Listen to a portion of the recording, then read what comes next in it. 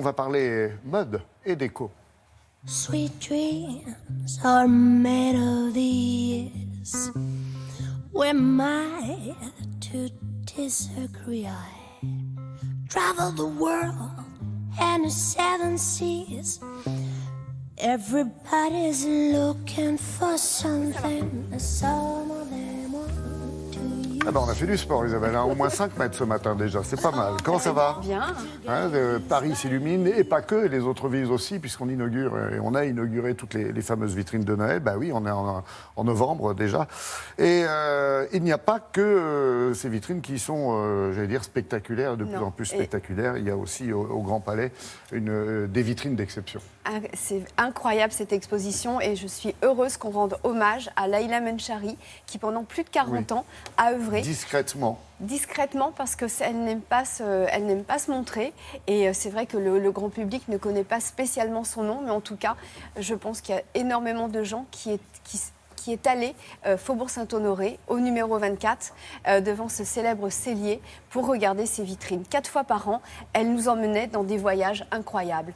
Le palais d'un Maharaja avec des trônes en argent, ou alors on arrivait en Afrique et là on avait un trône en bois d'ébène. Ah, ça a beaucoup inspiré, mais il faut dire qu'elle est d'origine. Elle est d'origine, elle est tunisienne et c'est vrai que son pays.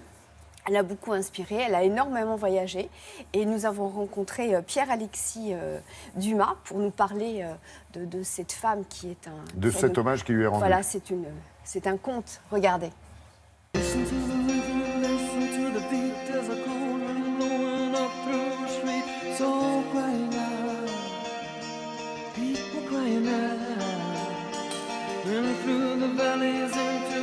La maison Hermès voulait rendre aujourd'hui un immense hommage à une immense personne qui est Leïla Menchari, qui est rentrée dans la maison en 1961, qui a orchestré la décoration de nos vitrines depuis cette époque. Elle a dessiné, elle a conçu plus d'une centaine de vitrines extraordinaires.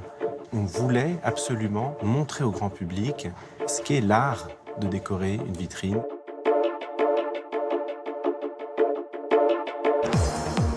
Nous sommes ici au Grand Palais. Dans ce parcours, nous avons 8 décors. Certains d'entre eux ont 20 ans, 30 ans, on a tout conservé et elle a pu les reprendre et les redéployer.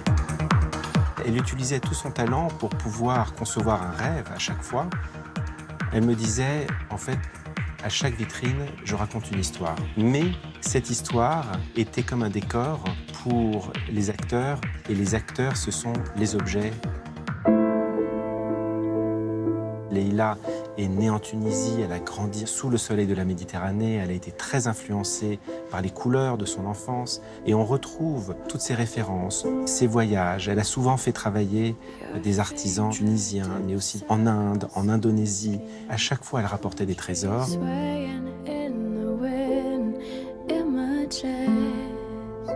Elle avait aussi la possibilité de travailler avec nos artisans, c'est-à-dire de faire réaliser des pièces exceptionnelles, uniques, en fait, qui n'étaient pas vendues, mais qui devenaient des pièces allégoriques qui représentaient l'excellence de savoir-faire de nos artisans.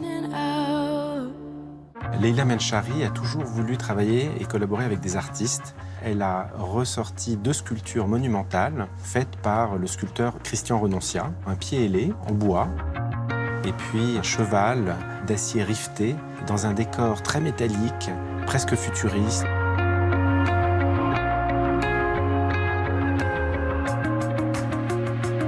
Il y a par exemple un décor très minimaliste, une grande vague de pierre sculptée par Benoît Luix et posée à côté de cette vague, un sac qui est en fait fabriqué en biscuits de porcelaine de Sèvres.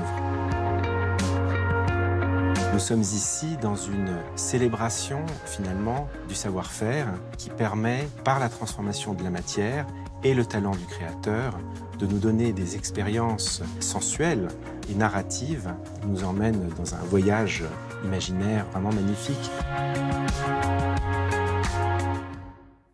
Alors, exposition au Grand Palais, donc, jusqu'au 3 décembre. Jusqu'où Jusqu'au 3 décembre. En plus, c'est gratuit. Donc, Oui. allez-y, c'est vraiment magnifique. Et puis, il y a un livre aussi qui est sorti, Leïla, la reine mage. Et là, moi, j'ai appris, par exemple, qu'elle avait été mannequin, que Guy Laroche, c'était sa muse, et qu'elle avait fait pendant 2-3 ans, voilà, un peu de mannequinat. Et puis, elle a vite arrêté. Elle avait fait quand même les Beaux-Arts. Et sa vocation, voilà, c'était de faire des décors de théâtre. Et elle a fait des décors de vitrine. Et on est ébloui par son travail. Merci Isabelle.